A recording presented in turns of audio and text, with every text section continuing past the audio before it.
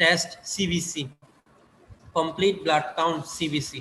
একটা টেস্ট করে না এমন কোনো মানে ডাক্তার নাই, এমন কোনো সাবজেক্ট নাই, এমন কোনো স্পেশালিটি নাই, সে কিছু জানে না, সে কোয়াক হোক, সে ফার্মেসিওয়ালা হোক, সে গাইনি প্র্যাকটিস করুক, তোমাদের তো এই যে ডেন্টিস্ট হোক, ডেন্টালের যে কোনো স্পেশালিটি ইয়া করুক, সার্জারি হোক, মেডিসিন হোক, কার্ডিওলজি হোক, যা হবে হোক, একটা যদি টেস্ট লিখে আগে এখানে 2টা 3টা 4টা 5টা 15টা টেস্ট থাকতে পারে, কিন্তু একটা লিখলে সিবিসি ওটা থাকবেই।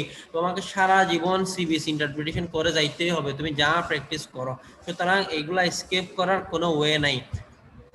হ্যাঁ, তাই তোমরা অ্যাটলিস্ট যা পড়ানো হয় একটা বা দেড়টা লেকচার অ্যাটলিস্ট দিনের শেষে একটু মাগরিবের টাইমে অথবা এই যে নামাজের পরে করে, মাগরিবের টাইমে বেটার, ইফতারের পরে করে যা হয় লেকচারটা অন্ততপক্ষে একটা লেকচার 30-40 মিনিট করে চোখ বলাই নেবে, লেকচারটা পরে নেবে, আর টিউটোরিয়াল গুলো অন্ততপক্ষে 30 মিনিট থেকে 1 ঘন্টা একটু পরে নিবা, নাহলে তুমি জমায় রাখলে সম্ভব না, এই ল্যাকিংস তুমি কোলায় উঠতে পারবে না।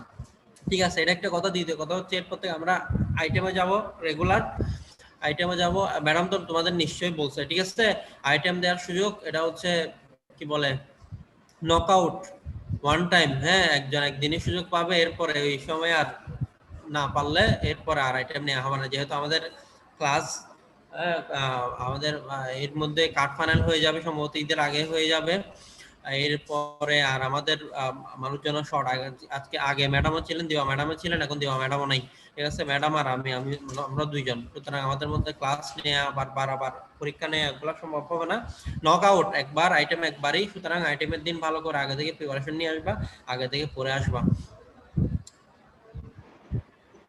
ঠিক আছে কিনা? তাহলে আর হচ্ছে আর আগামী সোমবার আমি যা পড়াবো আজকে এটার উপর আইটেম হবে, ঠিক আছে? কথা বোঝা গেছে? জি স্যার। ঠিক আছে, তাহলে এবার আমরা ক্লাস শুরু করি।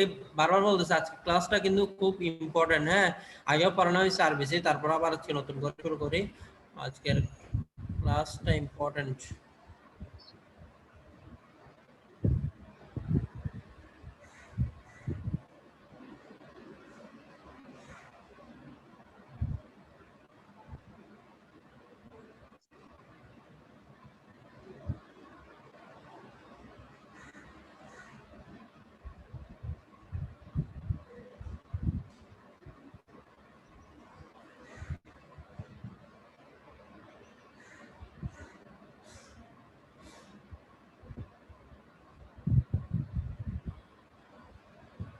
দেখা যায়, স্ক্রিন দেখা যায়?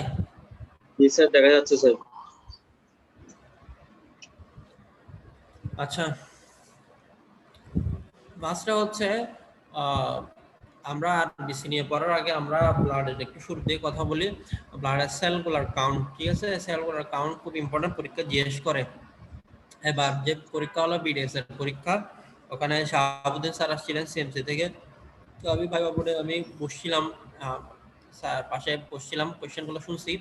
তো স্যার এরকম কিছু কিছু এক্সামিনার আসেন, তারা সরাসরি কোয়েশ্চেন করে না, ঠিক আছে, তারা সরাসরি কোয়েশ্চেন করে না, একটু ঘোরায় পেঁচায় কোয়েশ্চেন করে। তো এগুলা ক্লাসের মাঝে মাঝে বলবো, এগুলা একটু রাখবা। যেমন উনি সরাসরি বলে নাই যে তোমাকে ধর আমি ব্লিডিং, একটা পেশেন্টের ব্লিডিং ডিসঅর্ডার দেখার জন্য কি কি স্ক্রিনিং টেস্ট করবো, উনি সরাসরি এরকম বলে নাই। উনি কোয়েশ্চেন করে এরকম, ধর আচ্ছা তোমরা তো ডেন্টিস্ট হবা তাই না, দাঁতের ডাক্তারি করবা, এখন ধর একটা পেশেন্ট তোমার কাছে আসছে, এখন তুমি কি প্রিকশন নিবা অথবা তুমি কি টেস্ট করবা, কি জিজ্ঞেস করতে চাইবা, ঠিক আছে? উনি আলটিমেটলি জানতে চাচ্ছে যে ব্লিডিং ডিসঅর্ডারের স্ক্রিনিং টেস্টগুলো, তুমি ব্লিডিং টাইম, ক্লটিং টাইম বা প্রতম্বিন টাইম গুলো করতেছে কিনা, ওই পেশেন্টের আগে থেকে আইটিপি বা কি বলে হিমোফিলিয়া আছে কিনা। এখন আগে থেকে আইটিপি বা হিমোফিলিয়া আছে তুমি জানো না, তুমি দাঁত তোলা শুরু করলা, হ্যাঁ, এখন দেখা যাচ্ছে ব্লিডিং হচ্ছে, তুমি আর ব্লিডিং থামাইতে পারতেছ না, তুমি তাইলে উনি ওই কোয়েশ্চেন গুলা একটু ঘুরাই পেঁচাই ওরকম করে একটু ডিরেক্টলি করে না, কোয়েশ্চেন গুলা ইনডাইরেক্টলি করে। আচ্ছা, যেটা কথা হলো সেটা হচ্ছে আরবিসি। এই যে পরীক্ষায় হেমাটোলজি অনেক অনেক অনেক বেশি ইম্পর্টেন্ট, তাদের খুব ফেভারিট হেমাটোলজি, মোটামুটি যতটুকু পারা যায় খুব ভালো করে জানতে হবে। এবং সেল কাউন্ট কিন্তু ভুল হলে, এটা ভুল করার মতো জিনিস না, ভুল হইলে কিন্তু পরীক্ষায় পাস হবে না। হ্যাঁ, অনেকে বলতে পারতেছে না, ভুল ভাল বলতেছে। আরবিসি ডাব্লিউবিসি প্লাটিলেট কাউন্ট, এটা যদি নরমালি কেউ বলতে না পারে তার তো পরীক্ষা পাস হবে না, ঠিক আছে। আরবিসি কত নরমালি আমরা বলতে পারি, মেইলে অ্যাডাল্ট মেইলে আমরা বলতে পারি 4.5 5.5 million per cubic millimetre of blood, ঠিক আছে। ইউনিট সহ সুন্দর করে বললে তো, এতটুকু বলে চুপ করে থাকলে হবে না, এতটুকু বলে চুপ করে আছে স্যার জিজ্ঞেস করতেছে এটা কি কেজি, টন, হ্যাঁ এটা কি কেজি, টন, ইউনিট কি, হ্যাঁ বারবার এরকম করে বলা হচ্ছে। তাই এরকম করে যাদের সাবজেক্ট বলতে না যা পারো সুন্দর, তুমি কম পারো, ঠিক আছে, বলতে পারলে পরীক্ষাটা ভালো করে দেয়া পসিবল। তাহলে কি বললাম, আরবিসি নরমাল কাউন্ট হচ্ছে অ্যাডাল্ট মেলে 4.5 to 5.5 million per cube millimetre of blood গেল। এরপরে ফিমেলে বলো, অ্যাডাল্ট ফিমেলে বলো তুমি 4 to 5 million per cubic millimetre of blood, তাহলে হচ্ছে আরবিসি। এরপর ডাব্লিউবিসি, ডাব্লিউবিসি কাউন্ট কত নরমালি ডাব্লিউবিসি কাউন্ট হচ্ছে 4 to 11,000 per cubic millimetre of blood, 4 to 11,000 per cubic millimetre of blood, এটা হচ্ছে নরমাল ডাব্লিউবিসি কাউন্ট, ঠিক আছে, 4,000 থেকে 11,000। আর প্লাটিলেট কাউন্ট কত, নরমাল প্লাটিলেট কাউন্ট হচ্ছে কত 1.5 টু 4 লাখ, 1.5 টু 4 লাখ, মানে 1.5 লাখ থেকে 4 lakh per cubic millimetre of blood, 1.5 to 4 lakh per cubic millimetre of blood, ঠিক আছে। এইটা অনেকে বলতেছে 2.5 লাখ থেকে 5 লাখ, কেউ বলতেছে 2 লাখ থেকে 5 লাখ, হ্যাঁ 2-3 জন 4 জন যার যেমন খুশি তেমন বলতেছে, যেমন খুশি তেমন সাজার মতো, যেমন খুশি তেমন বললে হবে না, যেটা আছে ওভাবে বলতে হবে, ঠিক আছে। তো বুঝা গেছে কিনা এতটুকু? জি স্যার। আচ্ছা, তাহলে এখন এগুলো বললাম, এখন আমরা মেইনলি আজকে এনিমি এবং আরবিসি নিয়ে পড়বো। তাহলে আরবিসি দেখো নরমালি এখানে এমনি স্লাইডটা আছে, এটা আগের এটা আছে, এবার ঠিক করে তোমরা এখানে দেখো, এগুলো দেখলে তোমাদের একটু হিজিবিজি লাগবে। তো দেখো red cell count normally male এরকম, আমি যেটা বলছি এটা বলো তোমরা 4.5 to 5.5 million per cubic millimetre of blood, আর ফিমেলে বলো তুমি 4 to 5 million per cubic millimetre of blood, ঠিক আছে। জি স্যার।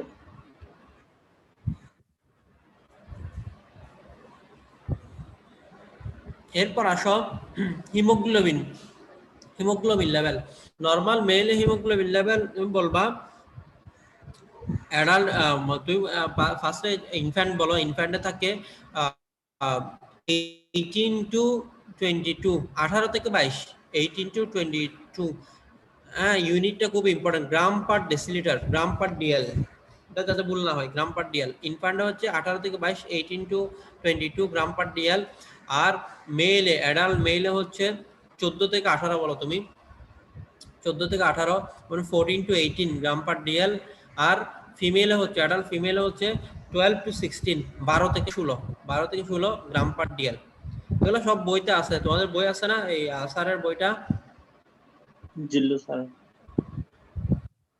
জিল্লুস স্যারের জি এই স্যার। বইটাতে আছে। তারও আমি ওকে বলতেছি, তাহলে অ্যাডাল্ট মেলে বললাম, অ্যাডাল্ট মেলে হচ্ছে 14 থেকে 18, আর ফিমেল হচ্ছে 12 থেকে 16 গ্রাম পার ডিএল, আর ইনফ্যান্টটা হচ্ছে 18 থেকে 22 গ্রাম পার ডিএল। এগুলো এটা হচ্ছে হিমোগ্লোবিন। আর একটা জিনিস আছে সেগুলো, সেটাকে বলা হয় RBC indices, RBC indices, RBC indices আছে তিনটা, একটা হচ্ছে এমসিবি, এমসিএইচ, এমসিএইচসি, এমসিবি, এমসিএইচ এবং এমসিএইচসি, আরবিসি ইন্ডিসেস, ঠিক আছে। এমসিবি মানে হচ্ছে মিন কর্পাসকোলার ভলিউম, এমসিএইচ মানে হচ্ছে মিন কর্পাসকোলার হিমোগ্লোবিন, আর এমসিএইচসি হচ্ছে মিন কর্পাসকোলার হিমোগ্লোবিন কনসেন্ট্রেশন। এমসিবি দিয়ে মূলত আমরা আরবিসিটা কেমন, আরবিসির ভলিউমটা দেখি, আরবিসিটা কি মাইক্রোসাইটিক নাকি নর্মোসাইটিক নাকি ম্যাক্রোসাইটিক, এটা কি নর্মাল সাইজের আছে নাকি সাইজে এটা বড় নাকি সাইজে ছোট। মেইনলি এমসিবি দিয়ে আমরা আরবিসি সাইজটা দেখি। আর এমসিএইচ এবং এমসিএইচসি এই দুইটা দিয়ে আমরা হিমোগ্লোবিন কনসেন্ট্রেশন দেখি, হিমোগ্লোবিন কেমন আছে, মানে আরবিসিটা কি দেখতে নর্মক্রমিক নাকি হাইপোক্রমিক নাকি হাইপারক্রমিক, দেখতে কেমন, এটা কালারটা কেমন, রংটা কেমন, তাহলে রংটা কেমন, হাইপোক্রমিক কিনা নাকি নর্মোক্রমিক, এগুলো আমরা বুঝতে পারবো হচ্ছে এমসিএইচ এবং এমসিএইচসি দিয়ে। আর সাইজটা কেমন, মাইক্রোসাইটিক কিনা নাকি মাইক্রোসাইটিক কিনা নাকি নর্মোসাইটিক নাকি ম্যাক্রোসাইটিক, সাইজটা বুঝতে পারো আমরা এমসিবি দিয়ে। বুঝা গেছে? জি স্যার। আর নরমাল ভ্যালুগুলা, normal value MCV normal value হচ্ছে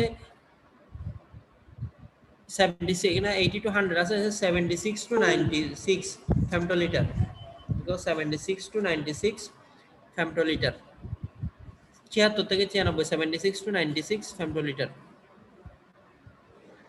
ঠিক আছে, এরপর হচ্ছে তোমার এমসিএইচ, হ্যাঁ এমসিবি এমসিএইচ। এমসিএইচ তুমি বলতে পারো 27 টু 32 পিকোগ্রাম, 27 টু 32 পিকোগ্রাম। এমসিবি এর একক হচ্ছে ফেমটোলিটার, 76 টু 96 ফেমটোলিটার। আর এমসিএইচসি হচ্ছে 27 টু 32, এটার একক হচ্ছে পিকোগ্রাম। এরপর আছে এমসিএইচসি, এমসিএইচসি হচ্ছে 29 টু 35, 29 টু 35, 29 টু 35। এখানে আছে, এটা একটু কঠিন হবে তোমাদের, 29 টু 35 এটা হচ্ছে গ্রাম পার ডেসিলিটার, একক হচ্ছে গ্রাম পার ডেসিলিটার। আর নরমাল রেটিকুলোসাইট কাউন্ট হচ্ছে 0.2 টু 2%, 0.2 টু 2%। আচ্ছা, এগুলো আমরা বেসিক কিছু আমরা জানলাম। এখন আমরা আসলে দেখি, এগুলো লাগবে না, এগুলা কঠিন হবে তোমাদের জন্য। এখন আসো অ্যানিমিয়া। অ্যানিমিয়া আমরা সহজ বাংলায় কি বুঝি, আমরা বলি রক্ত কমে গেছে, রক্ত শূন্যতা। অ্যানিমিয়া মানে রক্ত শূন্যতা, তার মানে কি আরবিসি কাউন্ট অথবা হিমোগ্লোবিন কাউন্ট কমে গেছে। ঠিক আছে, ডেফিনিশনটা দেখো।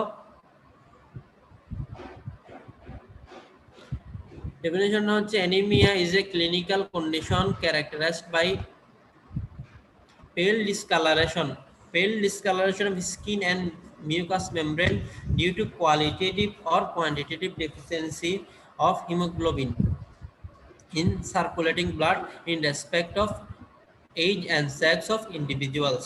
ঠিক আছে, পুরো ডেফিনিশনটা বলতে হবে।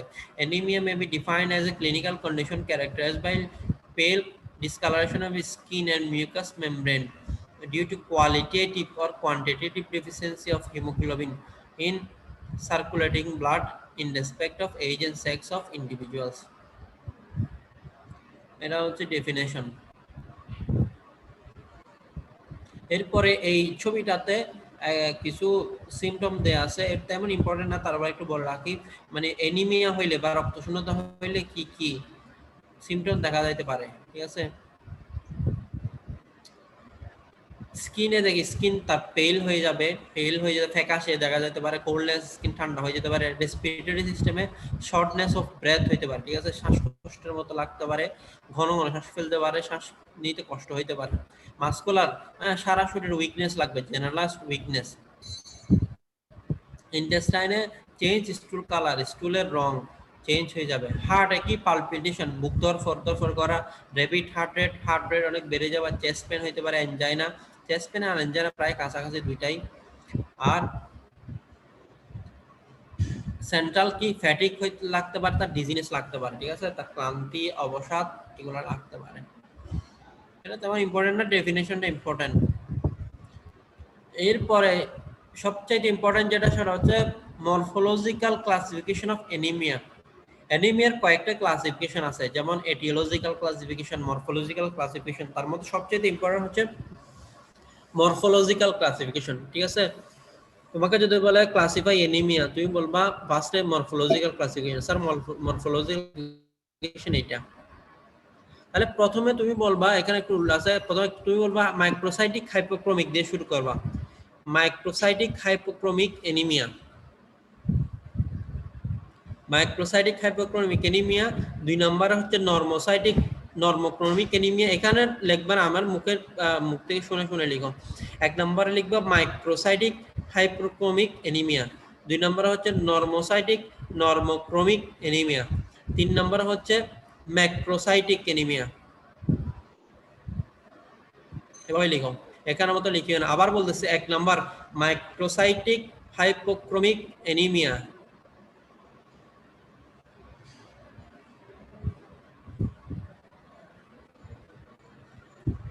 ঠিক আছে, 2 নম্বরে হচ্ছে নরমোসাইটিক নরমোক্রোমিক অ্যানিমিয়া।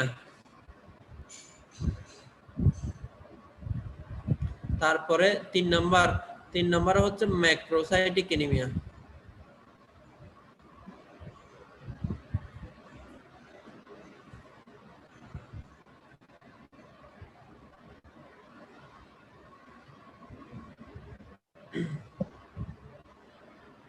বড় হয় না কেন এটা? স্ক্রিন দেখতে পাচ্ছ তোমরা? জি স্যার, দেখতেছি।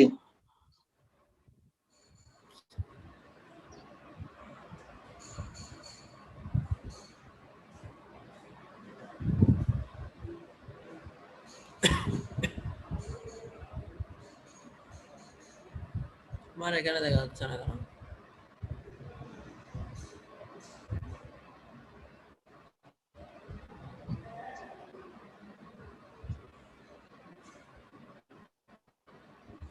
বাদ দিই।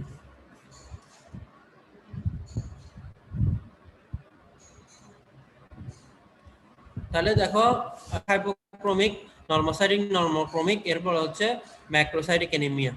আচ্ছা, এখন আমরা কোনটা কোন টাইপের অ্যানিমিয়া সেটা বুঝবো কিভাবে? সেটা বুঝবো আমরা ওই যে বললাম আরবিসি ইন্ডিসেস, এই তিনটা দিয়ে, এমসিবি, এমসিএইচ এবং এমসিএইচসি, এই তিনটা থেকে আমরা বুঝতে পারবো এটা এই তিন পর্যায়ের কোন অ্যানিমিয়ার মধ্যে পড়ছে। এটা কি মাইক্রোসাইটিক হাইপোক্রোমিক, না নরমোসাইটিক নরমোক্রোমিক, নাকি এটা ম্যাক্রোসাইটিক, কোন টাইপের অ্যানিমিয়া সেটা আমরা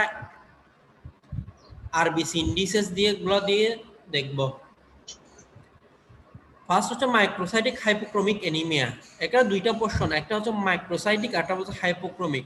তাহলে মাইক্রোসাইটিক মানে কি? মাইক্রোসাইটিক মানে হচ্ছে এটার এমসিবি কম, এমসিবি কম থাকবে। আর হাইপোক্রোমিক মানে হচ্ছে এমসিএইচ এবং এমসিএইচসি কম থাকবে। তাহলে মাইক্রোসাইটিক হাইপোক্রোমিক অ্যানিমিয়াতে আরবিসি ইন্ডিসেসের তিনটাই কম থাকবে, এমসিবি কম, এমসিএইচ কম, এমসিএইচসি কম, তিনটাই কম। বোঝা গেছে? লো এমসিবি, লো এমসিএইচ এবং লো এমসিএইচসি। এটা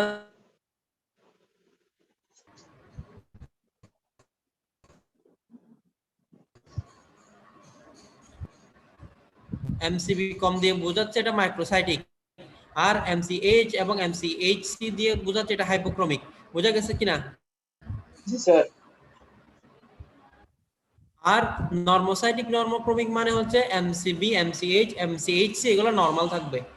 নরমোসাইটিক নরমোক্রোমিক মানে সবগুলো নরমাল, এমসিবি, এমসিএইচ এবং এমসিএইচসি নরমাল। এরপর আসে হচ্ছে ম্যাক্রোসাইটিক অ্যানিমিয়া। ম্যাক্রোসাইটিক অ্যানিমিয়াতে বাকি সবগুলো নরমাল থাকবে, শুধু এমসিবি বেশি থাকবে। MCV greater than 100 femtolitre. In macrocytic anaemia MCV greater than 100 femtolitre. MCV 100 ফেমটোলিটারের চেয়ে বেশি হবে। এটা হচ্ছে ম্যাক্রোসাইটিক অ্যানিমিয়া। তাহলে এমসিবি কম, এমসিএইচসি কম, এমসিএইচ কম। হ্যাঁ, এমসিবি হচ্ছে 27 পিকোগ্রামের কম। তারপর হচ্ছে তোমার সরি, এমসিবি হচ্ছে তোমার 76 ফেমটোলিটারের কম, এমসিএইচ হচ্ছে 27 পিকোগ্রামের কম, এবং এমসিএইচসি হচ্ছে তোমার 29 গ্রাম পার ডেসিলিটারের কম। তাহলে এইটা হচ্ছে মাইক্রোসাইটিক হাইপোক্রোমিক অ্যানিমিয়া। আর হচ্ছে এমসিবি, এমসিএইচ, এমসিএইচসি সবগুলা নরমাল আছে, এটা হচ্ছে নরমোসাইটিক নরমোক্রোমিক অ্যানিমিয়া। আর ম্যাক্রোসাইটিক অ্যানিমিয়া হচ্ছে সবগুলা নরমাল, শুধু এমসিবি গ্রেটার দেন 100 ফেমটোলিটার। এরা আমি এতবার বললাম অনেক ইম্পর্টেন্সের জন্য। তাহলে এটা হচ্ছে মরফোলজিক্যাল ক্লাসিফিকেশন, বড় করে লিখে রাখো, মরফোলজিক্যাল ক্লাসিফিকেশন অফ অ্যানিমিয়া। এটা হচ্ছে আরবিসি, মরফোলজি দিয়ে আমরা ভাগ করতেছি, আরবিসিটা দেখতে কেমন সেটার উপর ভিত্তি করে আমরা এই তিনটা বলতেছি। এখন আরেকটা ক্লাসিফিকেশন আছে, সেটা হচ্ছে এটিওলজিক্যাল ক্লাসিফিকেশন। এটিওলজি মানে হচ্ছে কারণ। হ্যাঁ, কি কারণে অ্যানিমিয়া হচ্ছে, কারণের উপর ভিত্তি করে এটাকে তোমার 3 ভাগে ভাগ করা হয়েছে আবার। এটিওলজিক্যাল ক্লাসিফিকেশন, ঠিক আছে, কজের উপর ভিত্তি করে 3 ভাগে ভাগ করা হয়েছে। একটা হচ্ছে anaemia due to impaired production, anaemia due to impaired production এক নম্বরে, দুই নম্বর হচ্ছে anaemia due to blood loss দুই নম্বর, আর তিন নম্বর হচ্ছে anaemia due to excessive red cell destruction অথবা anaemia due to excessive haemolysis.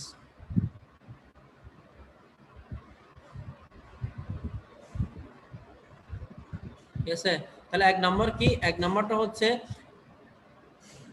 বোন মেরু থেকে আরবিসি প্রোডাকশন হচ্ছে না, বোন মেরুর যে কোনো কারণে, বোন মেরু ফেলিওরের কারণে হয়, প্লাস্টিক এনিমিয়া হয়েছে বা এই ধরনের কোনো কারণে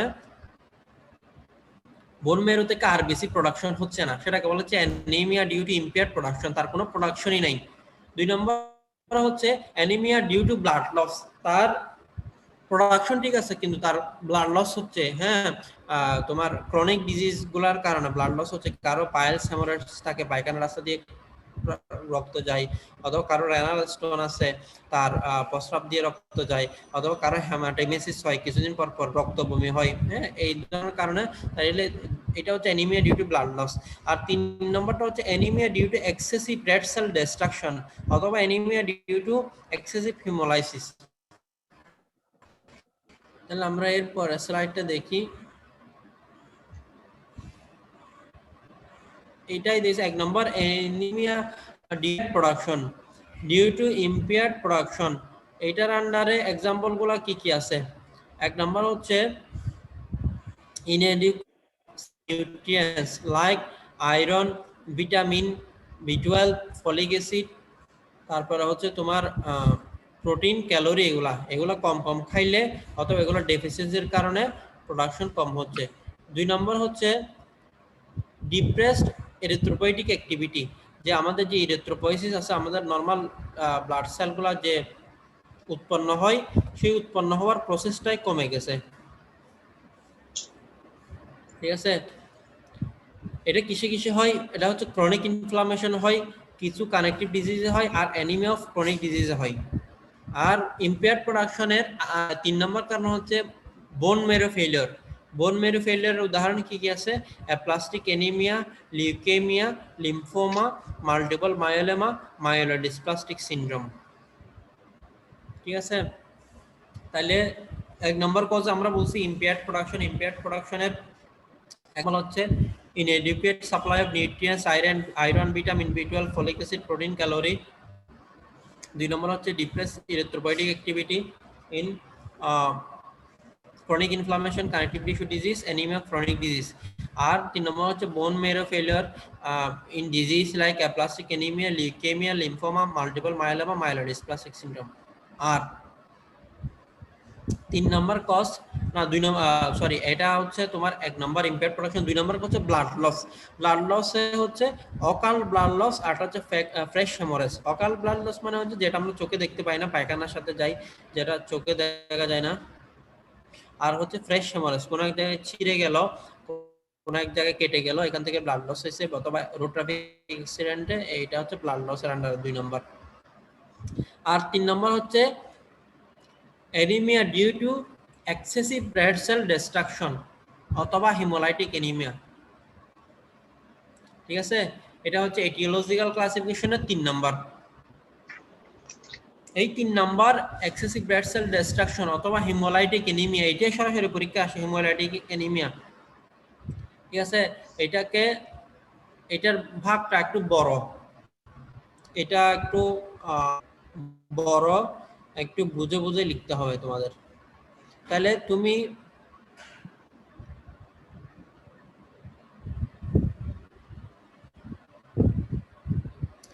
ফার্স্টে তোমরা সবাই লিখো, খাতায় লিখো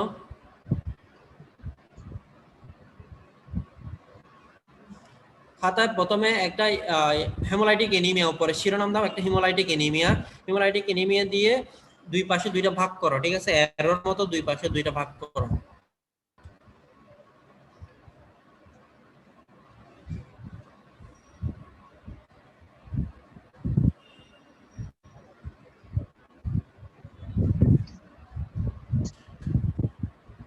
হেমোলাইটিক অ্যানিমিয়া দিয়ে দুই পাশে দুইটা ভাগ করো। তাহলে একটা হচ্ছে একপাশে লিখো ইন্ট্রাকর্পাসকুলার, দুই পাশে দুইটা ভাগ করছো, একটা একপাশে লিখো ইন্ট্রাকর্পাসকুলার, ইন্ট্রাকর্পাসকুলার হিমোলাইসিস লিখো, একপাশে লিখবা ইন্ট্রাকর্পাস, আর আরেক পাশে লিখবা হচ্ছে এক্সট্রা কর্পাসকুলার হিমোলাইসিস। এক পাশে লিখবে ইন্টারকর্পাসকুলার, আর এক পাশে লিখবে এক্সট্রা কর্পাসকুলার। ঠিক আছে? ইন্ট্রাকর্পাসকুলার লিখছো, ওইটাকে আবার দুই ভাগে ভাগ করো, ইন্ট্রাকর্পাসকুলারটাকে আবার দুই ভাগে ভাগ করো। এক ভাগে হচ্ছে কনজেনিটাল, আর ভাগে হচ্ছে অ্যাকোয়ার্ড। বুঝা গেছে? প্রথমে আমরা অ্যানিমিয়ার কজকে আমরা প্রথমে দুই ভাগে ভাগ করছি, দুই দিকে দুইটা ভাগ, এক ভাগে লিখছি ইন্ট্রাকর্পাসকুলার, এক ভাগে লিখছি এক্সট্রা কর্পাসকুলার। ইন্ট্রাকর্পাসকুলারকে আবার দুই ভাগে ভাগ করব, একটা হচ্ছে কনজেনিটাল আর একটা হচ্ছে অ্যাকোয়ার্ড। এরপর আসব কনজেনিটালকে আবার আমরা তিন ভাগে ভাগ করব। কনজেনিটালকে আবার তিন ভাগে ভাগ, একটা হচ্ছে মেমব্রেন ডিফেক্ট, একটা হচ্ছে হিমোগ্লোবিন ডিফেক্ট, একটা হচ্ছে এনজাইম ডিফেক্ট। বুঝা গেছে কথা? জি স্যার। কনজেনিটাল আমরা তিন ভাগে ভাগ করছি, membrane defect, haemoglobin defect, enzyme defect. Membrane ডিফেক্টের আন্ডারে উদাহরণ লিখো hereditary spherocytosis, hereditary elliptocytosis, hereditary xerocytosis. এক্সাম্পলগুলো স্ক্রিনে দেখা যাচ্ছে। ঠিক আছে? তাহলে মেমব্রেন ডিফেক্টের আন্ডারে থাকবে hereditary spherocytosis, hereditary elliptocytosis, hereditary xerocytosis. এরপর হচ্ছে হিমোগ্লোবিন ডিফেক্ট। হিমোগ্লোবিন ডিফেক্টের আন্ডারে থাকবে haemoglobinopathies like sickle cell disease, haemoglobin C, haemoglobin E. আর থাকবে থ্যালাসেমিয়া। এই দুইটা লিখলে হবে। হিমোগ্লোবিনোপ্যাথিসের মধ্যে আছে sickle cell disease, haemoglobin C, haemoglobin E, আর থ্যালাসেমিয়া। আর 3 নাম্বার হচ্ছে এনজাইম ডিফেক্ট। এনজাইম ডিফেক্ট হচ্ছে দুইটা এনজাইম ডেফিসিয়েন্সি, একটা হচ্ছে পাইরুভেট কাইনেজ ডেফিসিয়েন্সি, আর একটা হচ্ছে glucose 6 phosphate dehydrogenase deficiency. Enzyme ডিফেক্টের আন্ডারে আছে হচ্ছে পাইরুভেট কাইনেজ ডেফিসিয়েন্সি, আর একটা হচ্ছে গ্লুকোজ 6 ফসফেট ডিহাইড্রোজিনেস ডেফিসিয়েন্সি।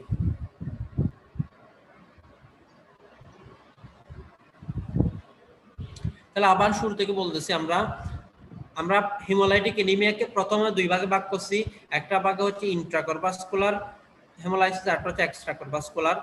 ইন্ট্রাকর্পাসকুলারকে আবার আমরা দুই ভাগে ভাগ করছি, এক ভাগে আছে হচ্ছে কনজেনিটাল, আর ভাগে হচ্ছে অ্যাকোয়ার্ড। কনজেনিটালকে আবার তিন ভাগে ভাগ করছি, একটা হচ্ছে মেমব্রেন ডিফেক্ট, একটা হচ্ছে হিমোগ্লোবিন ডিফেক্ট, আর একটা হচ্ছে এনজাইম ডিফেক্ট। কি উদাহরণগুলো কি কি এগুলো আছে? মেমব্রেন ডিফেক্টের hereditary spherocytosis, xerocytosis, elliptocytosis. Haemoglobin ডিফেক্টের মধ্যে হিমোগ্লোবিনোপ্যাথিস আর থ্যালাসেমিয়া। এনজাইম ডিফেক্টের মধ্যে আছে glucose 6 phosphate dehydrogenase deficiency, pyruvate kinase deficiency. তাহলে একটা ভাগে কনজেনিটাল, আর এক ভাগে হচ্ছে অ্যাকোয়ার্ড ছিল। অ্যাকোয়ার্ডের উদাহরণ লিখো পিএনএইচ, পারঅক্সিসমাল নক্টার্নাল হিমোগ্লোবিনুরিয়া। হ্যাঁ, অ্যাকোয়ার্ডের আন্ডারে হচ্ছে পারঅক্সিসমাল নক্টার্নাল হিমোগ্লোবিনুরিয়া। এটা হচ্ছে অ্যাকোয়ার্ডের আন্ডারে। পারঅক্সিসমাল নক্টার্নাল হিমোগ্লোবিনুরিয়া।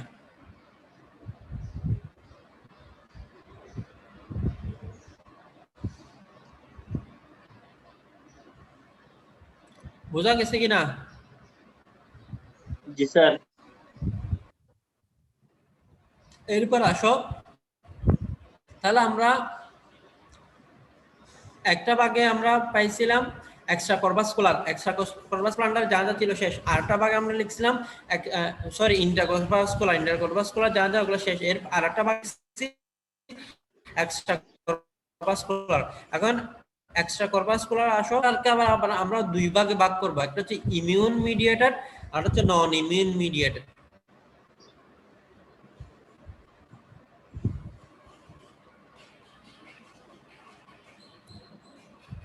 এক্সট্রা কর্পাসকোলারকে আবার দুই ভাগে ভাগ করব, এক ভাগে হচ্ছে ইমিউন মিডিয়েটেড আর এক ভাগে হচ্ছে নন ইমিউন মিডিয়েটেড।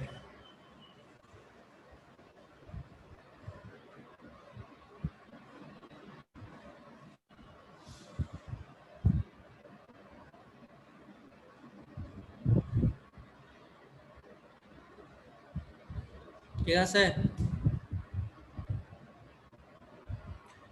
তা এরপরে তাহলে immune mediated non immune mediated. Immune মিডিয়েটকে আবার আমরা ভাগে ভাগ করব, ইমিউন মিডিয়েটকে আবার দুই ভাগে ভাগ করব। ইমিউন মিডিয়েটকে দুই ভাগে ভাগ করে একটা লিখবো অটো ইমিউন, আরটা লিখবো অ্যালো ইমিউন। অটো ইমিউন এবং আরেকটা লিখবো অ্যালো ইমিউন। ইমিউন মিডিয়েটকে দুই ভাগে ভাগ, একটা হচ্ছে অটো ইমিউন, আরেকটা হচ্ছে অ্যালো ইমিউন।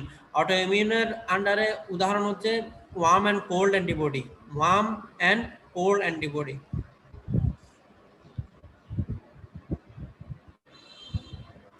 আর অ্যালো ইমিউনের শুধু একটাই লিখো, mismatch blood transfusion, mismatch blood transfusion.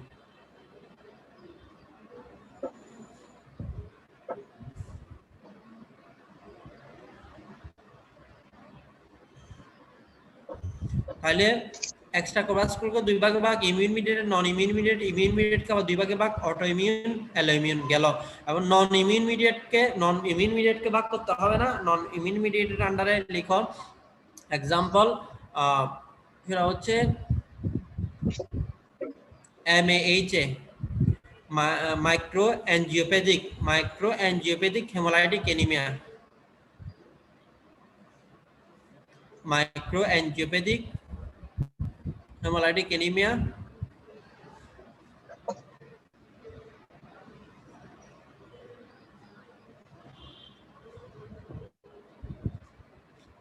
তারপর হচ্ছে তোমার কার্ডিয়াক হেমোলাইটিক অ্যানিমিয়া, এই দুইটা লিখলে হবে।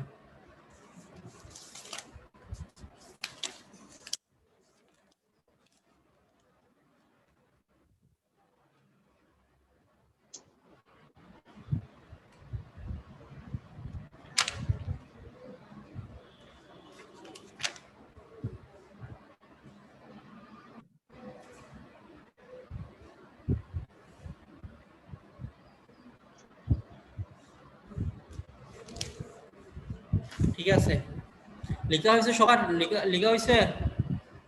জি স্যার। এই একজন দেখাও, আমাকে দেখাও, ইনসান দেখাও, খাতা স্যার দেখাও। বইয়ের মধ্যে দেখা যাচ্ছে স্যার, বইয়ের মধ্যে দেখা যাচ্ছে স্যার। হ্যাঁ, স্যার বইয়ের বইয়ের মধ্যে মধ্যে দেখা দেখাইছো? যাচ্ছে স্যার। হ্যাঁ স্যার। বইয়ের মধ্যে হলে কমপ্লিট তুমি বলতে পারবা? বলতে পারলে হ্যাঁ ভালো। স্যার পারবো, পারবো স্যার। ঠিক আছে, তাহলে এই শুরুর দিকে এতটুকু পর্যন্ত এনিমিয়ার এতটুকু এই সবগুলো ক্লাসিফিকেশন, নেক্সট দিন আইটেম পারতে হবে, এগুলো না পারলে আইটেম ক্লিয়ার হবে না। আচ্ছা, এরপর আসো তাহলে আমরা গেলাম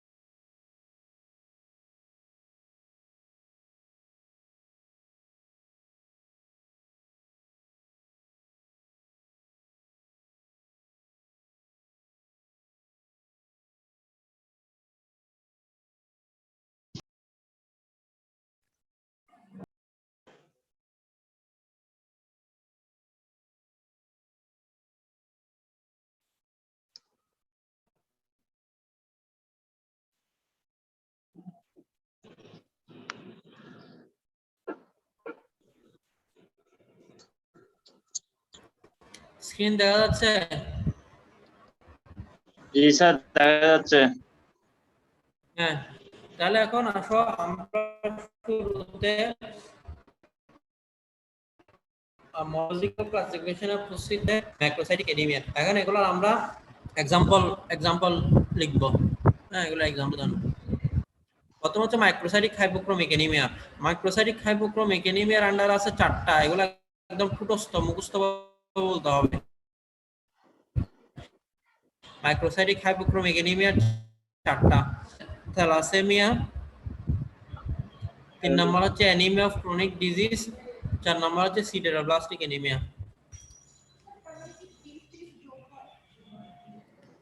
তাহলে মাইক্রোসাইটিক হাইপোক্রোমিক অ্যানিমিয়া এর আন্ডারে এক্সাম্পল হচ্ছে 4টা। একটা হচ্ছে আয়রন ডেফিসিয়েন্সি অ্যানিমিয়া, 2 নম্বর হচ্ছে থ্যালাসেমিয়া, 3 নম্বর হচ্ছে অ্যানিমিয়া অফ ক্রনিক ডিজিজ, 4 নম্বর হচ্ছে সিডেরোব্লাস্টিক অ্যানিমিয়া। ওরা থেমে থেমে বলা যাবে না, এগুলা এক নিঃশ্বাসে বলতে হবে, ঠিক আছে? Iron deficiency anaemia, thalassaemia, anaemia of chronic disease আর হচ্ছে সিডেরোব্লাস্টিক অ্যানিমিয়া। এরপরে হচ্ছে normocytic normochromic anaemia. Normocytic normochromic অ্যানিমিয়ার এক্সাম্পল তোমরা বলতে অ্যাপ্লাস্টিক অ্যানিমিয়া। নর্মোসাইটিক নর্মোক্রমিক অ্যানিমিয়ার এক্সাম্পল অ্যাপ্লাস্টিক অ্যানিমিয়া আর anaemia due to haemorrhage, acute haemorrhage লিখে যায়, হেমোরেজ। এরপর 3 নম্বর হচ্ছে ম্যাক্রোসাইটিক অ্যানিমিয়া। ম্যাক্রোসাইটিক অ্যানিমিয়ার এক্সাম্পল হচ্ছে ভিটামিন বি12 অ্যান্ড ফোলেট ডেফিসিয়েন্সি, ঠিক আছে? ভিটামিন বি12 অ্যান্ড ফলিক অ্যাসিড ডেফিসিয়েন্সি। চলে গেল। তাহলে এখন আমরা পড়বো আয়রন ডেফিসিয়েন্সি অ্যানিমিয়া নিয়ে। Dietary source of iron meat, liver, egg, yolk এগুলা। আর কি আছে? নমহি, রাইনো ফ্রুটস, বানানা, ভেজিটেবল এগুলা। নরমাল ডায়েটারি ইনটেক তেমন লাগবে।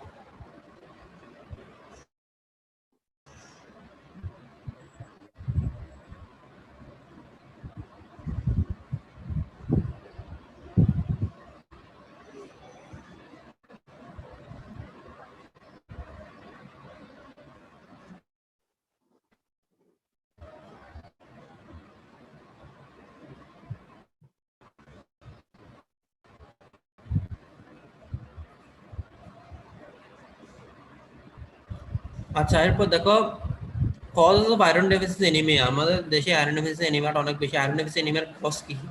একটা হচ্ছে ইনএডিকুয়েট ডায়েট, হ্যাঁ, ইনএডিকুয়েট ডায়েট অথবা ইনএডিকুয়েট ইনটেক। 2 নম্বর হচ্ছে ইনএডিকুয়েট অ্যাবজর্পশন। ইনএডিকুয়েট অ্যাবজর্পশন কেন? Due to achlorhydria. অ্যাক্লোরোহাইড্রিয়া মানে হচ্ছে স্টমাকে অ্যাসিডটা কমে গেছে, অ্যাসিড লেভেল কমে গেছে, ঠিক আছে? আয়রন অ্যাবজর্পশনের জন্য অ্যাসিড বা স্টমাকে অ্যাসিড অনেক বেশি ইম্পর্টেন্ট। তাহলে স্টমাকে যদি অ্যাসিড কমে যায়, অ্যাক্লোরোহাইড্রিয়া হয়, তখন আয়রন অ্যাবজর্পশন হ্যাম্পার হবে, আয়রন ডেফিসিয়েন্সি হবে। এছাড়া post gastrectomy, coeliac disease, duodenal bypass surgery, drug that increase gastric pH like omeprazole, এগুলোর কারণে কি হইতে পারে? আয়রন ডেফিসিয়েন্সি অ্যানিমিয়া হইতে পারে। কজ এগুলো হচ্ছে আয়রন ইনটেক ডিক্রিজ কি কি কারণে হয় এগুলোর আন্ডারে। এরপর হচ্ছে ইনক্রিজ ডিমান্ড। ইনক্রিজ ডিমান্ড কখন? ইনফ্যান্সি অথবা ইনফ্যান্ট, আর হচ্ছে প্রেগন্যান্সি অ্যান্ড পিউবার্টি।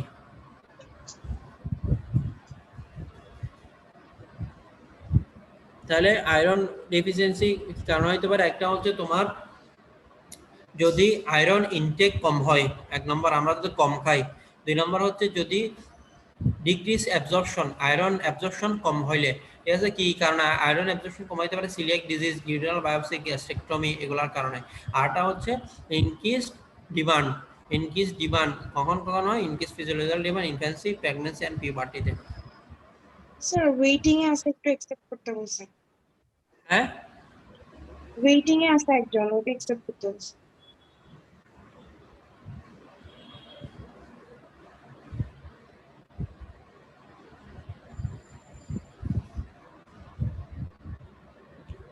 এরপর যেটা সবচেয়ে ইম্পর্টেন্ট সেটা হচ্ছে laboratory diagnosis of iron deficiency anaemia. Laboratory diagnosis of iron deficiency anaemia. তাহলে আয়রন ডেফিসিয়েন্সি অ্যানিমিয়া দেখার জন্য আমরা কি কি পরীক্ষা শুরু করব? সবার আগে যেটা করব সেটা হচ্ছে আমরা একটা সিবিসি করব, complete blood count CBC. Complete blood count সিবিসিতে আমরা কি পাবো? হিমোগ্লোবিন কমে যাবে, আরপিসি কমে যাবে, হিমোগ্লোবিন কমে যাবে, আরপিসি কমে যাবে। এরপরে যেহেতু আয়রন ডেফিসিয়েন্সি অ্যানিমিয়া একটা মাইক্রোসাইটিক হাইপোক্রোমিক অ্যানিমিয়া, সেহেতু এমসিবি কমে যাবে, এমসিএইচ কমে যাবে, এমসিএইচসিও কমে যাবে। তাহলে আমরা মুখস্থ বলে দেবো এখানে, যেহেতু অ্যানিমিয়া সেহেতু হিমোগ্লোবিন কমে যাবে, আরবিসি কমে যাবে। 2 নম্বর, যেহেতু এটা মাইক্রোসাইটিক হাইপোক্রোমিক অ্যানিমিয়া সেহেতু এমসিবি, এমসিএইচ এবং এমসিএইচসি তিনটা কমে যাবে। চারটা আছে আরডিডব্লিউ, রেড সেল ওয়েট, ঠিক আছে, রেড সেল ওয়েট আরডিডব্লিউ, এটা হচ্ছে বেড়ে যাবে উল্টা, হ্যাঁ, increased in case of iron deficiency anaemia, এটা বেড়ে যাবে। আরগুলা লাগবে না তেমন, শুধু প্লাটিলেট একটু মনে রাখতে পারে, এটা হচ্ছে ক্রনিক, যদি ক্রনিক আয়রন ডেফিসিয়েন্সি অ্যানিমিয়া যাদের থাকে তাদের ক্ষেত্রে থ্রম্বোসাইটোসিস হইতে পারে, মানে প্লাটিলেট কাউন্ট বাড়তে পারে, thrombocytosis in case of chronic iron deficiency anaemia. Sir RDW টা কি প্রয়োজন আছে? বুঝি না আরডিডব্লিউ কি? স্যার আরডিডব্লিউ টা কি মানে ইম্পর্টেন্ট? আমরা তো প্রতিদিন এটা পড়ি না। আরডিডব্লিউ তোমাদের না বললেও চলবে, এমনি ইনকি সেটা মনে রাখো, তোমাদের নাম বললে চলবে। তোমরা হিমোগ্লোবিন, মেইনলি হিমোগ্লোবিন আরবিসি কমবে, এমসিবি, এমসিএইচ, এমসিএইচসি কমবে, এগুলো পারতে হবে। আর প্লাটিলেটটা জিজ্ঞেস করলে এটা প্লাটিলেট থ্রম্বোসাইটোসিস হয় in case of chronic iron deficiency anaemia. গেল, তাহলে আমরা সিবিসি করলাম, একটা সিবিসি রেজাল্ট পাইলাম। এরপর হচ্ছে PBF, peripheral blood film, peripheral blood film, ঠিক আছে। পেরিফেরাল ব্লাড ফিল্মে আমরা কি পাবো? আমরা হচ্ছে মাইক্রোসাইটিক হাইপোক্রোমিক অ্যানিমিয়া পাবো, মাইক্রোসাইটিক হাইপোক্রোমিক অ্যানিমিয়া পাবো। আর বেসিকুলা আমরা মাইক্রোসাইটিক হাইপোক্রোমিক অ্যানিমিয়া পাবো। এছাড়া আমরা পেন্সিল সেল, টার্গেট সেল এগুলো পাইতে পারি, ঠিক আছে, পেন্সিল সেল, টার্গেট সেল এগুলো পাইতে পারি in case of iron deficiency anaemia. তাহলে সিবিসি বললাম, পিবিএফ বললাম, পিবিএফ মাইক্রোসাইটিক হাইপোক্রোমিক অ্যানিমিয়া পাবো। এছাড়া পেন্সিল সেল, টার্গেট সেল, তারপর অ্যানাইসোসাইটোসিস, পয়কিলোসাইটোসিস এগুলো পাবো, অ্যানাইসোসাইটোসিস, পয়কিলোসাইটোসিস এগুলো পাবো।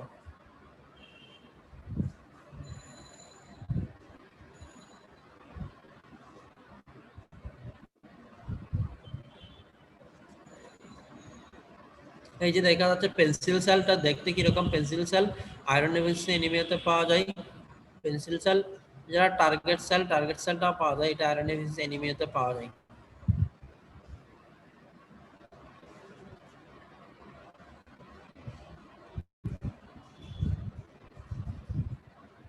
লাগবে না।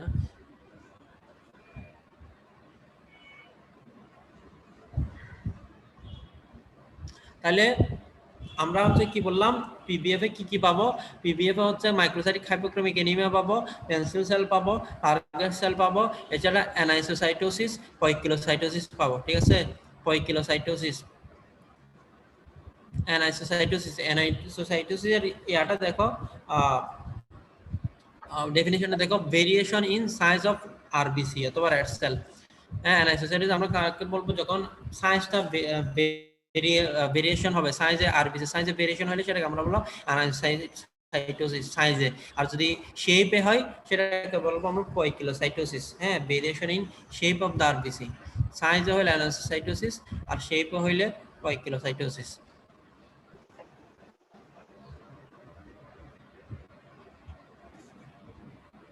কিন্তু দেখা যাচ্ছে poikilocytosis, poikilocytosis significant variation in cell shape। তাহলে গেল।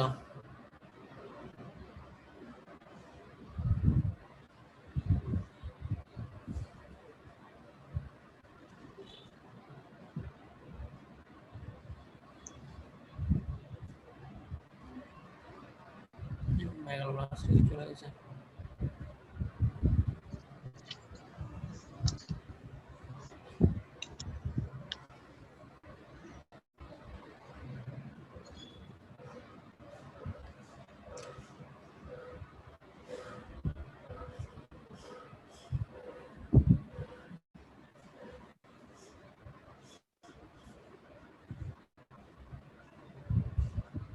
আচ্ছা, এরপরে তাহলে আমরা আয়রন ডিফিসিয়েন্সি এনিমিয়াতে সিবিসি করলাম, পিপিএফ করলাম, এই দুইটা করলাম।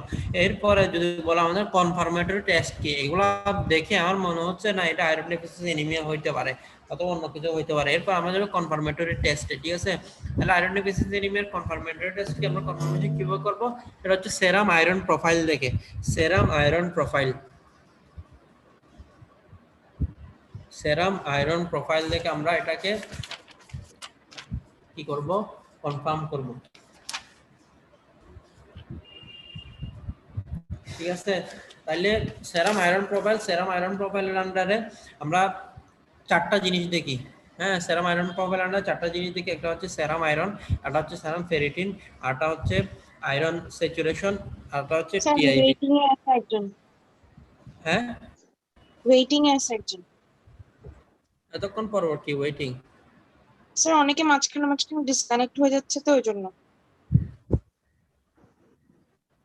তাহলে আয়রন প্রোফাইল আমরা চারটা জিনিস দেখবো। একটা হচ্ছে সেরাম আয়রন, একটা হচ্ছে ফেরিটিন, একটা হচ্ছে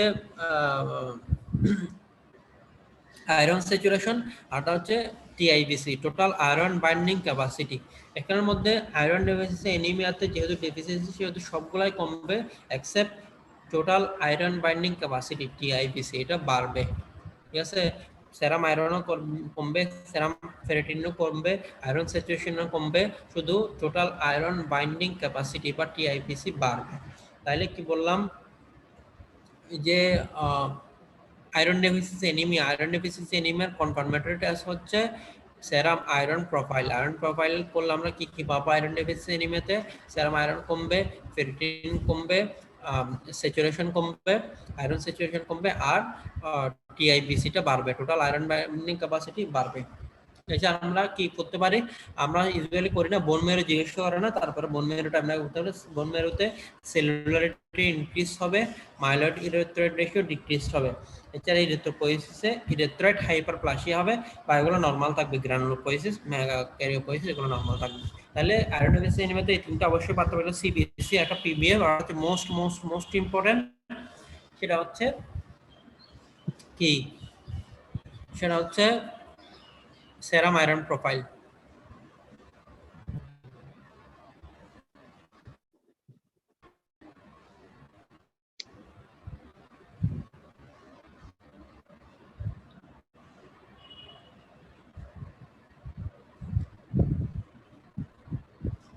এখন আসো, তাহলে আমরা এতক্ষণ আমরা মাইক্রোসাইটিক হাইপোক্রোমিক এনিমিয়ার আন্ডারে আমরা পড়লাম হচ্ছে আয়রন ডেফিসিয়েন্সি এনিমিয়া। এটার আন্ডারে আরো কি কি আছে? থ্যালাসেমিয়া আছে, অ্যানিমিয়া অফ ক্রনিক ডিজিজ আছে, সিডারোব্লাস্টিক এনিমিয়া আছে। থ্যালাসেমিয়াটা আমরা আরেকদিন পড়বো, এটা আরেকটা আইটেম নিব, এটা একটু বড়, এটা আলাদা রাখবে। তাহলে আমরা মাইক্রোসাইটিক হাইপোক্রোমিক এনিমিয়াতে শুধু একটাই পড়তেছি, সেটা হচ্ছে আয়রন ডেফিসিয়েন্সি এনিমিয়া। এখন এরপর আসছে নর্মোসাইটিক নর্মোক্রোমিক এনিমিয়া, ওটা থাকুক।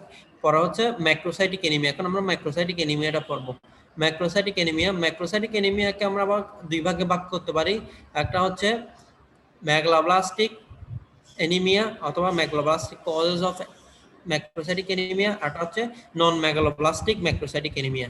তাহলে একটা হচ্ছে ম্যাগালোব্লাস্টিক ম্যাক্রোসাইটিক এনিমিয়া, আর হচ্ছে non megaloblastic macrocytic anaemia. Megaloblastic anaemia, megaloblastic এনিমিয়ার কজ কি? আয়রন, ভিটামিন বি12 ডেফিসিয়েন্সি এবং ফলিক অ্যাসিড ডেফিসিয়েন্সি। ভিটামিন বি12 ডেফিসিয়েন্সি এবং ফলিক অ্যাসিড ডেফিসিয়েন্সি, এটা হচ্ছে ম্যাগলোব্লাস্টিক ম্যাক্রোসাইটিক এনিমিয়া। আর নন ম্যাগলোব্লাস্টিক ম্যাক্রোসাইটিক এনিমিয়ার এক্সাম্পল কি কি? Alcohol, liver disease, hypothyroidism, haemolytic anaemia, post haemorrhagic, sideroblastic, aplastic, myelodysplastic syndrome. এতগুলো লাগবে না, প্রথম তিনটা যে তিনটা রেড কালার আছে তিনটা বললে হবে। Alcoholism, liver disease, hypothyroidism.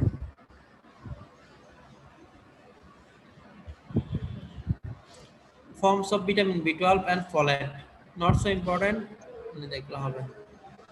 Source, এটা তেমন ইম্পর্টেন্ট, আমরা একটু দেখলে হবে। ফিশ অ্যান্ড সেলফিশ, তারপর হচ্ছে meat, poultry, eggs, milk and milk products, vegetable, orange juice, এগুলা বিনস, পিনাটস, ব্রোকলি, অ্যাসপারাগাস, তেমন ইম্পর্টেন্ট লাগবে না।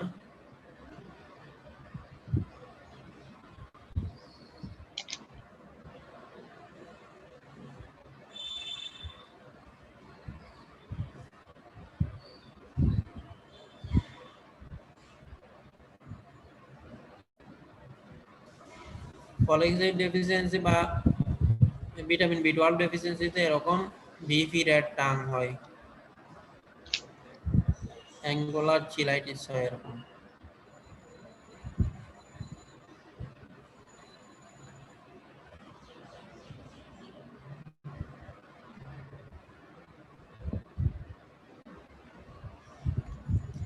আচ্ছা এখানে নাই। এরপর আসো আমরা ল্যাবরেটরি ডায়াগনোসিসটা দেখি। আমি বলি তোমরা লিখো, তো আবার বই থাকলে বইতে দেখো। মেগালোব্লাস্টিক, এটা হচ্ছে ম্যাক্রোসাইটিক অ্যানিমিয়া। ম্যাক্রোসাইটিক অ্যানিমিয়ার তো মেগালোসাইট বা মেগালোব্লাস্টিক অ্যানিমিয়া, মেগালোব্লাস্টিক অ্যানিমিয়ার ল্যাবরেটরি ডায়াগনোসিস অ্যাজ ইউজুয়াল আমরা কি করব, আমরা একটা সিবিসি করব। হ্যাঁ, প্রথমে সিবিসি করব। সিবিসি করলে আমরা কি পাবো, হিমোগ্লোবিন কমে যাবে, আরবিসিও কমে যাবে। যেহেতু অ্যানিমিয়া, হিমোগ্লোবিন কমে যাবে, আরবিসি কমে যাবে। এরপর আমরা কি দেখব, রেড সেল ইন্ডিসেস দেখব। Red cell indices, red cell ইন্ডিসেসের মধ্যে এমসিবিটা বাড়বে। MCV more than 100 femtolitre, MCV more than 100 femtolitre. বাকি এমসিএইচ এবং এমসিএইচসি এই দুইটা নরমাল থাকবে, ঠিক আছে। এরপরে আসো পিবিএফ। পিবিএফটা এখানে ইম্পর্টেন্ট। পিবিএফ কি পাবো আমরা, পিবিএফ মেগালোব্লাস্টিক অ্যানিমিয়াতে আমরা পিবিএফ করলে ওভাল ম্যাক্রোসাইট পাবো। Oval macrocyte, schistocyte, target cell, tear drop cell. এছাড়া কি পাবো, বেসোফিলিক স্টিপলিং এবং হাওয়েল জোলি বডি। আর যেটা সবচাইতে ইম্পর্টেন্ট সেটা হচ্ছে ডাব্লিউবিসি। ডাব্লিউবিসি তো হচ্ছে হাইপার সেগমেন্টেড নিউট্রোফিল পাবো, হাইপার সেগমেন্টেড নিউট্রোফিল। তাহলে কি কি বললাম আমরা, আমরা প্রথমে সিবিসি করছি, এরপর পিবিএফ করব। পিবিএফ আমরা তিনটা জিনিস দেখবো, একটা হচ্ছে আরবিসিটা কেমন, ডাব্লিউবিসিটা কেমন, এরপর হচ্ছে প্লাটিলেটটা কেমন। আরবিসিটা কেমন, আরবিসিটা আমরা ওভাল পাবো, হ্যাঁ ডিমের মতো ওভাল ম্যাক্রোসাইট, সাইজটা বড় হবে, সেলের সাইজ ম্যাক্রোসাইট পাওয়া যাবে এবং এটা ডিম্বাকৃতির হবে, ওভাল ওভাল ম্যাক্রোসাইট পাবো। এছাড়া আমরা কি কি পাইতে পারি, schistocyte, target cell, teardrop cell পাইতে পারি। তারপরে আর কি পাওয়া যাবে, basophilic stippling and Howell Jolly body. এখানে সবচেয়ে ইম্পর্টেন্ট কথা হচ্ছে oval macrocyte, basophilic stippling and Howell Jolly body, আরবিসির ক্ষেত্রে এই তিনটা। এরপর হচ্ছে ডাব্লিউবিসি। ডাব্লিউবিসি কি, হাইপার সেগমেন্টেড নিউট্রোফিল। মানে আমরা জানি নরমালি নিউট্রোফিল গুলার 3টা থেকে 5টা লোব থাকে, নরমাল নিউট্রোফিলে 3টা থেকে 5টা লোব থাকে। এখানে নিউট্রোফিলে লোব হয়ে যাবে, 5টার বেশি লোব হয়ে যাবে, সেটাকে বলা হচ্ছে হাইপার সেগমেন্টেড নিউট্রোফিল। আর প্লাটিলেট, প্লাটিলেট কি পাইতে পারে আমরা, থ্রম্বোসাইটোপেনিয়া পাইতে পারি, মানে প্লাটিলেট কম পাইতে পারি, থ্রম্বোসাইটোপেনিয়া। তাহলে আমরা আয়রন ডেফিসিয়েন্সি অ্যানিমিয়াতে কি বললাম, আয়রন ডেফিসিয়েন্সি অ্যানিমিয়াতে আমরা পাইতে পারি হচ্ছে থ্রম্বোসাইটোসিস। আর মেগালোব্লাস্টিক অ্যানিমিয়াতে আমরা কি পাইতে পারি, সেটা হচ্ছে থ্রম্বোসাইটোপেনিয়া, ঠিক আছে, দুইটা তো উল্টা গেল।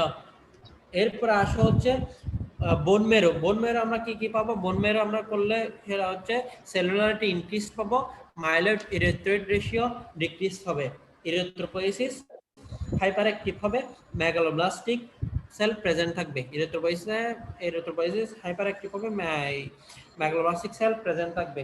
আর গ্রানুলোপয়েসিসে জায়ান্ট মেটামাইলোসাইট পাবো, আমরা বড় বড় মাইলোসাইট পাবো, হ্যাঁ জায়ান্ট মেটামাইলোসাইট।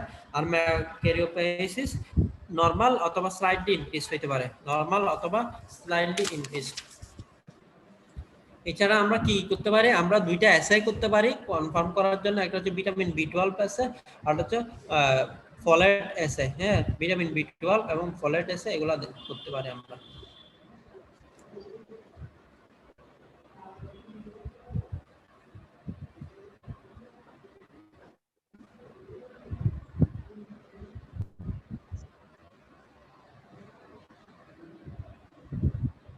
স্যার মেগালোপ্লাস্টিক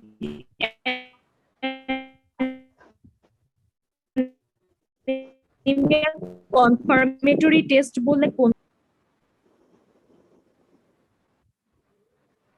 মেগালোব্লাস্টিক অ্যানিমিয়ার ক্ষেত্রে কনফার্মেটরি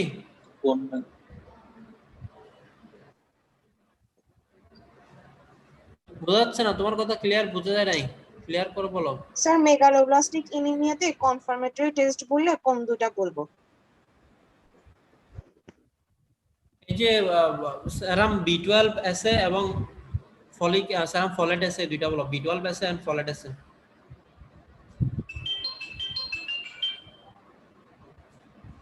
ঠিক আছে, দুইটা বলবা।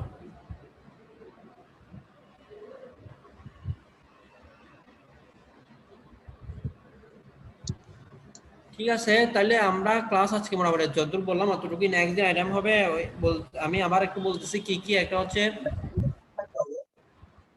প্রথমে সেল কাউন্টগুলা পাততে হবে, আর বেসি ডব্লিউবিসি ব্লাডের কোনটা কত থাকে, এরপর হিমোগ্লোবিন কাউন্ট নরমাল কত, নরমাল ইনফ্যান্টে কত, মেইলে কত, ফিমেলে কত, এগুলা। এরপরে হচ্ছে আরবিসি ইন্ডিসেস কি কি আছে, এমসিবি, এমসিএইচ, এমসিএইচসি, এগুলা নরমাল লেভেল কত, কোনটার কত গেল। এরপর হচ্ছে অ্যানিমিয়া, অ্যানিমিয়া কাকে বলে, অ্যানিমিয়ার ডেফিনেশন। এর হচ্ছে ক্লাসিফিকেশন, মরফোলজিক্যাল ক্লাসিফিকেশন আন্ডারে কি কি আছে, কোন অ্যানিমিয়াতে আরবিসি ইন্ডিসেস গুলা কমে, কোনটাতে বাড়ে, কোনটাতে নরমাল থাকে। এরপর হচ্ছে অ্যানিমিয়ার এটিওলজিক্যাল ক্লাসিফিকেশন, এটিওলজিক্যাল ক্লাসিফিকেশনের মধ্যে কি ডিক্রিজ প্রোডাকশন, তারপর হচ্ছে increased destruction or hemolysis, increased destruction or hemolysis under hemolytic anemia, hemolytic anemia এর পুরো ক্লাসিফিকেশন। ঠিক আছে, ইন্ট্রাকরভাস্কুলার, এক্সট্রাকরভাস্কুলার, ইন্ট্রাকরভাস্কুলার মধ্যে কনজেনিটাল, এরপর অ্যাকোয়ার্ড, কনজেনিটাল মধ্যে কি কি আছে, membrane defect, haemoglobin defect, enzyme defect. ওদিকে এক্সট্রাকরভাস্কুলার মধ্যে immune mediated, non immune mediated, এটা পুরা। এরপর হচ্ছে তোমার iron deficiency anaemia, iron deficiency anaemia laboratory findings. ঠিক আছে, ল্যাবরেটরি ফাইন্ডিংস কি আছে, আর সিবিসি করলে কি কি পাবো, পিওএফ করলে কি কি পাবো, এছাড়া করলে কি পাবো, এই যে কনফার্মেটরি যেটা আছে, আয়রন প্রোফাইল করলে কি কি পাবো। এরপর হচ্ছে ম্যাক্রোসাইটিক এনিমিয়ার কজ, ম্যাক্রোসাইটিক এনিমিয়ার কজের মধ্যে আচ্ছা আয়রন ডেফিসিয়েন্সি এনিমিয়ার কজও লাগবে, what are the cause of iron deficiency anaemia, এটা। আর হচ্ছে macrocytic anaemia, macrocytic এনিমিয়ার cause, megaloblastic cause, non megaloblastic cause. এরপর হচ্ছে মেগালোব্লাস্টিক এনিমিয়ার ল্যাবরেটরি ফাইন্ডিং, সিবিসি করলে কি কি পাবো, পিবিএফ করলে কি কি পাবো। এরপর হচ্ছে যে বোন মেরে করলে কি কি পাবো, আর হচ্ছে কি কি আছে আমরা করে দেখি, এগুলাই। ঠিক আছে, এখন তোমরা দিবা পার্সেন্টেজ দিবা।